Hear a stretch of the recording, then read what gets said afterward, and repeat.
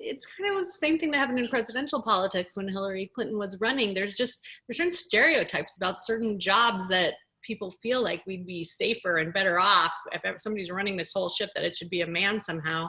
And my first day directing on the television show I finally directed, I remember thinking like, why have men been pretending this is so hard? It didn't seem it was that much I didn't know. Not that it was easy, but I was just so prepared by the time I did it. So, and I think because women do sometimes work four times as hard. But Cathy did something interesting when interviewing, when we were trying to pick department heads for our movie, we were trying intentionally to find women, and there's a problem in hiring in that, like for composers, it's almost all men.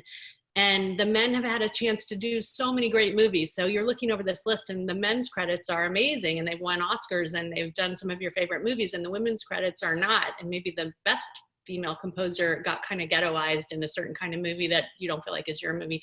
So Cathy started having her assistants bring her like one sample from each contender of something that was the best sample to show why they would be good for our thing, and wouldn't necessarily look at credits. And so sometimes even as women we have to that's what I call it. We call it leveling the playing field, right? So this is a whole system of thinking that, if you're feeling like, well, I can't, I'm a woman, I can't get, because of the systemic problems and the pipeline problems, I therefore don't have the same resume as the man.